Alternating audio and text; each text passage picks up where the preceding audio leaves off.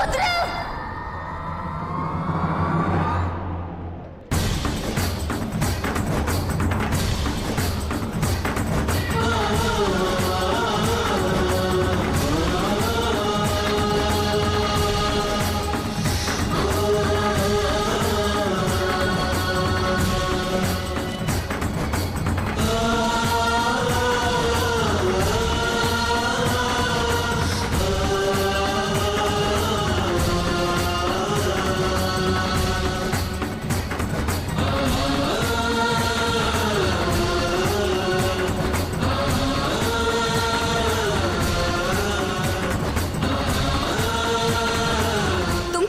रुद्र, और ये क्या पागलपन है? हाँ, तुम्हारी हिम्मत कैसे हुई मुझसे बिना पूछे अपने आप को तकलीफ पहुंचाने की?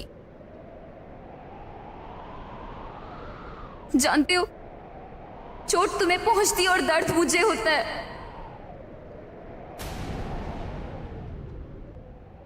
अगर तुम्हें कुछ हो जाता तो मैं तो जीते जी मर जाती ना। एक बात सुन लो, तुम एक पल नहीं रह सकती मैं तुम्हारे बिना।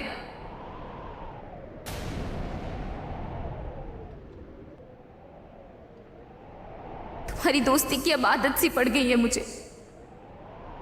सच तो ये है कि मुझे भी तेरी आदत सी हो गई है।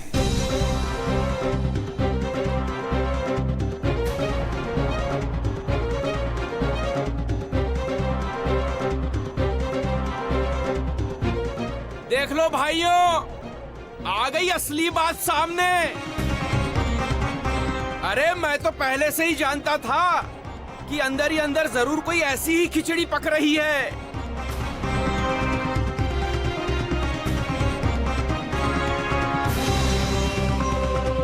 हे भगवान, दोस्ती की आड़ में इतनी बेशर्मी तो पूरे हरिद्वार में किसी ने नहीं की होगी।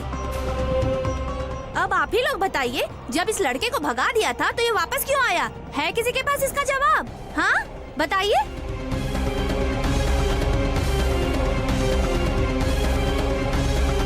अरे चंदा, ये बड़े लोगों की बात है, हमारे समझ में थोड़ी ना आएगी। बस बस बस बस।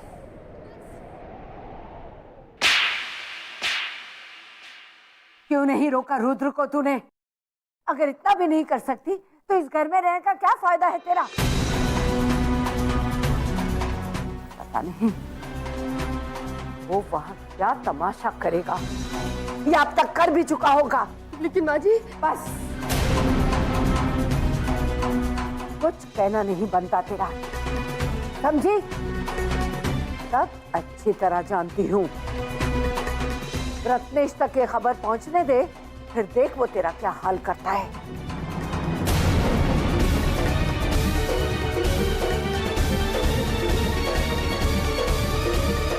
मेरा जो भी हाल होगा मुझे मंजूर है माँ जी, लेकिन मैं देवर जी का वो हाल कभी नहीं होने दूंगी जो आप करना चाहती हैं। आप अच्छी तरह से जानती है मैंने उन्हें क्यों नहीं रोका, क्योंकि मैं ये नहीं चाहती थी कि जो इंसान उन्हें सबसे ज्यादा समझता है वो उनसे हमेशा के लिए दूर हो जाए। अरे माँ होने के बावजूद भी अब देवर जी को उतना नहीं समझ पाई जितना कि गौरी समझती है, और उसी की वजह से यू के चले जाने का गम वो बर्दाश्त कर पाए। लेकिन फिर भी गौरी का शुक्रिया करने की बजाय अब उसे बदला लेना चाहती है। माँ जी, जब तक आपके अंदर ये जलन की भावना रहेगी ना, तब तक आपका बेटा हमेशा आपसे ज्यादा गौरी के करीब रहेगा। शायद आपको ये बात पता है, फिर भी अब जानबूझकर अनजान बन रही है। मुझसे जबान लड़ाने की बहुत बड़ी कीमत चुकानी पड़ेगी तुझे, समझी?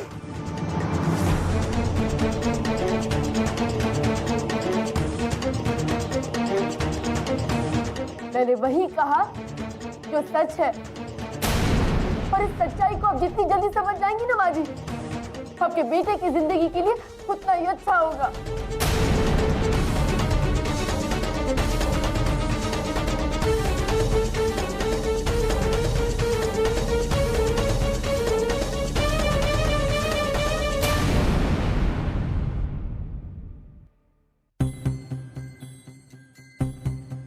आप हमेशा गौरी से बदला लेना चाहती है बाजी,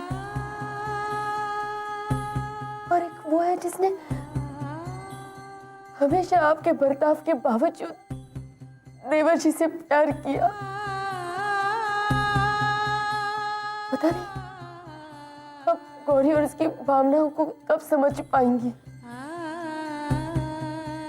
क्योंकि एक वही है जो देवर जी को संभाल सकती है और उनके और इस घर के बीच के रिश्तों को फिर से जोड़ सकती है।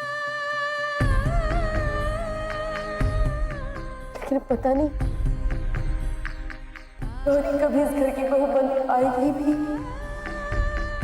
या नहीं।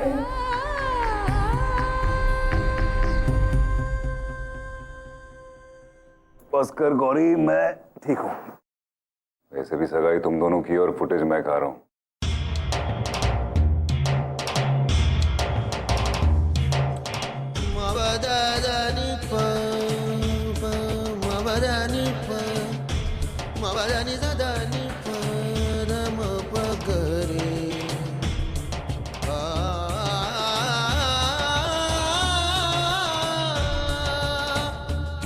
खुश रहो।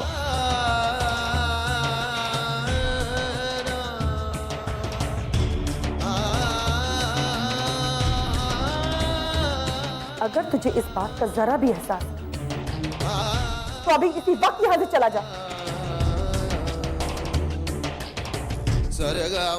अब तू यहाँ से जाएगा या यूं ही खड़े खड़े घूरता रहेगा? तब तू यहाँ से जाएगा नहीं, मेरी नातिन की सगाई पूरी नहीं होगी। चल जा यहाँ से। जाओ यहाँ से। नानी, नानी ये क्या तरीका है? निकल जा यहाँ से, मैंने कहा। चल तू निकल।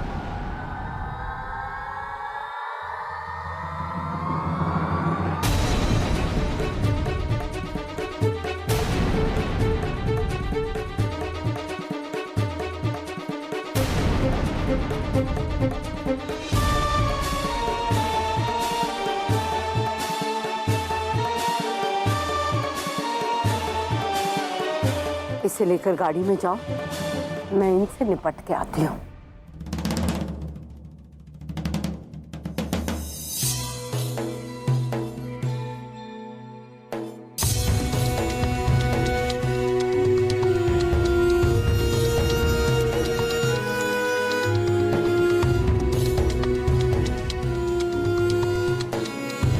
बेटे को धक्के मारकर निकाला तो ये अमीरजादी यहाँ आकर टपक गई। अरे पहले कह दिया होता मैं तुम्हारे पूरे खानदान को न्योता दे देती राजरानी। कम से कम मेरी नातिन की सगाई तो शांति से हो जाती। अरे दोनों बुड्ढियां एक दूसरे को काट खाएंगी और तू मुझे लेके जा रहा है। एक छोड़ना क्या? अबे खिसियानी बिल्लियां हैं दोनों।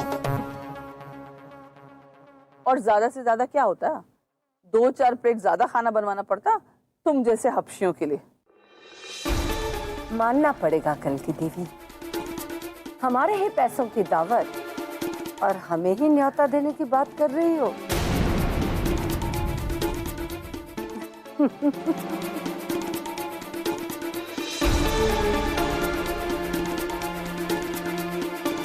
मुझे और मेरे परिवार को तुम जैसे भिखारियों की दावत में आने का कोई शौक नहीं है।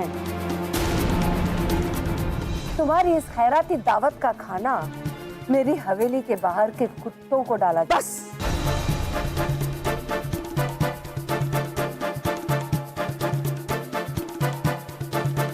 बस, इस बुढ़ापे में अपनी खैरियत चाहती हो तो जो काम करने आई थी उसे पूरा करके जाओ। अपने शराबी बेटे को यहां से लेकर जाओ। और हाँ, जाते जाते मेरी नातिन की सगाई की मिठाई भी खाते हुए जाना। मुंह मीठा कर लो राजरानी।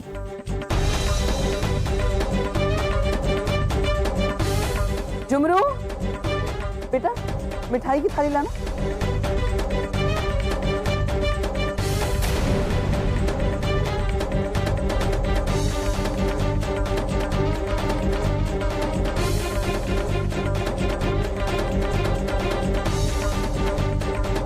ला बेटा, ये लो राजरानी जी, मुंह मीठा कर लो।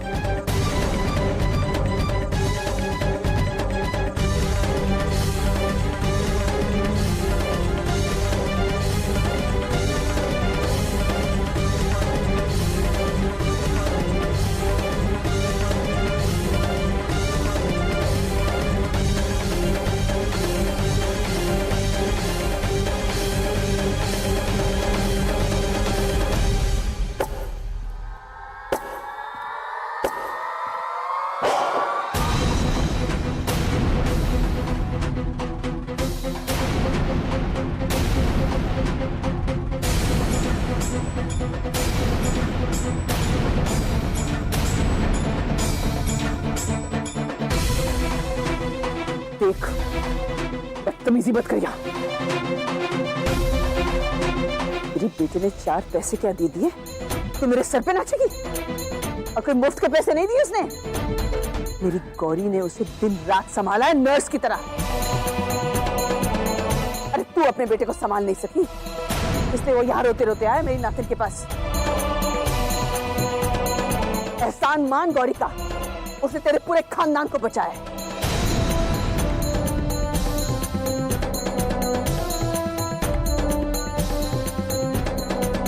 तो तेरा बेटा हरिद्वार की गंदी गलियों में शराबी की तरह पड़ा रहता, और आज तेरे बेटे की वजह से उसी की सगाई में इतना बड़ा तमाशा हुआ है, और ऊपर से तू मुझे आंखें दिखा रही है।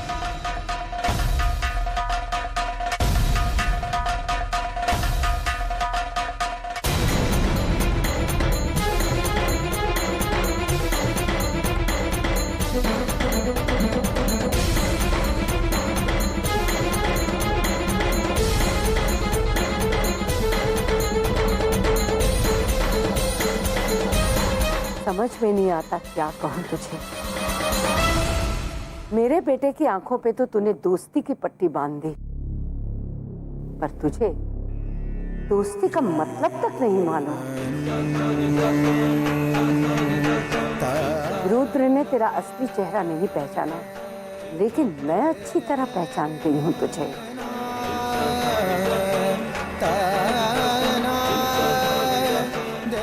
तू सिर्फ एक मतलबी और लालची लड़की है।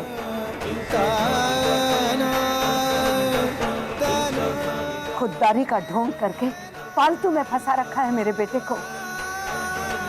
अरे तुझसे तो अच्छी पीहू थी, उसने ऐसा घटिया नाटक तो नहीं किया अपना मतलब निकालने के लिए।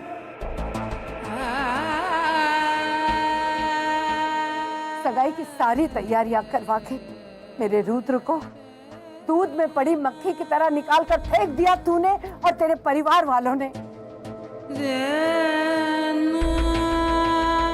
वाह गौरी वाह, असल में तू कल्कि की ही नाती निकली रिश्ते में, पैसों की गुड़िया।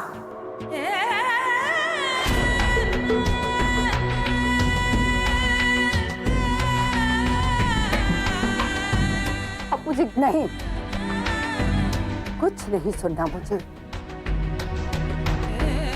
आज तेरी सगाई है, जाहिर है कि मैं तुझे यहाँ आशीर्वाद देने तो नहीं आई हूँ,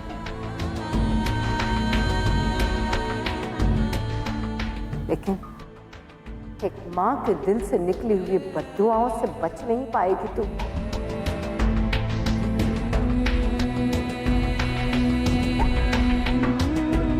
जिस तरह मेरे बेटे को रुला के, बेइज्जत करके, धक्के मार के निकाला गया है ना, उसकी बहुत बड़ी कीमत चुकानी पड़ेगी तुझे।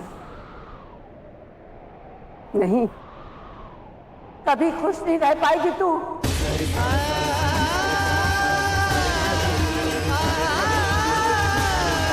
कभी नहीं गौरी।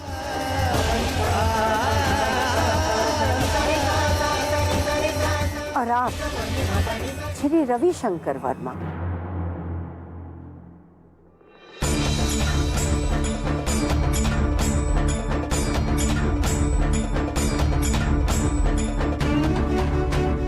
मैं जानती हूँ तुम्हारी माँ के इशारे पर मेरे बेटे की बेइज्जती हुई है। अब देखो मेरे एक इशारे पे तुम्हारा क्या हाल होता है। जिस मीरठ इलेक्ट्रिसिटी बोर्ड में तुम काम करते हो ना, उसमें 48% शेयर रावत ग्रुप के हैं। उस रावत ग्रुप के मालकिन मैं हूं।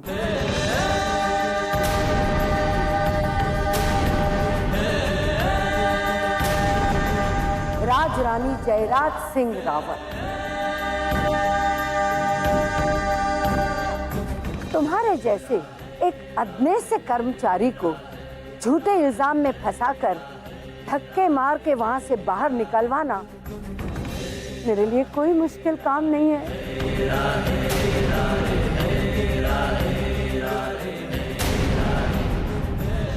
बस एक फोन करना है। ना तो तुम कहीं किसी नौकरी के लायक रहोगे, ना तुम्हारा खानदान कहीं उठने बैठने के लायक रहेगा। समझ गए ना? नहीं, मैं आपके आगे हाथ जोड़ती हूँ। आप ऐसा कुछ मत कीजिएगा, वरना हम लोग सड़क पर आ जाएंगे।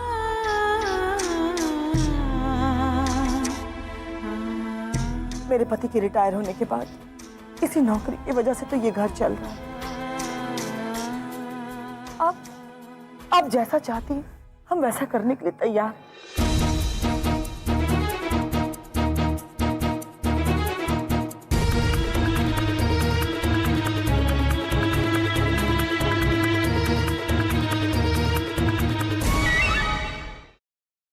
ठीक है, अगर तू ये चाहती है कि तेरा बेटा नौकरी से ना निकलवाया जाए, तो बोल अपनी समधन से कि मेरे बेटे की बेइज्जती करने के लिए मेरे पैरों में गिरकर माफी मांगे, नाक रगड़कर।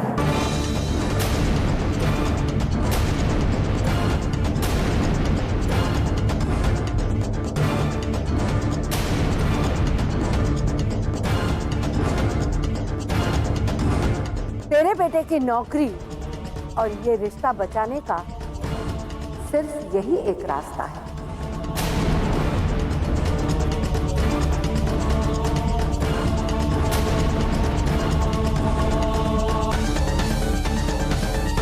नहीं माँ,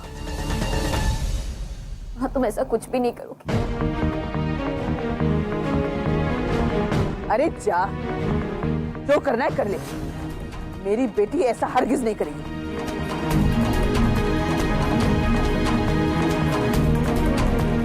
तू क्या समझती है? तू अपने पैसों की धौंस जमाएगी और मैं चुपचाप यहाँ खड़ी होकर तेरी मनमानी देखती रहूंगी? अरे अब भी इन बूढ़ी हड्डियों में जान है। तेरे बाल पकड़ के यहाँ से खींच के ले जा सकती हूँ।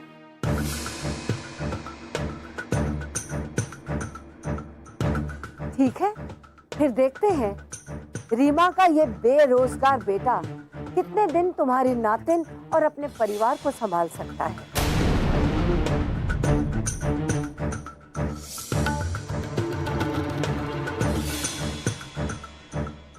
या फिर हो सकता है कि ये गौरी को अपने घर की बहू बनाए है ना। अभी तो सगाई भी नहीं हुई है ना रविशंकर जी?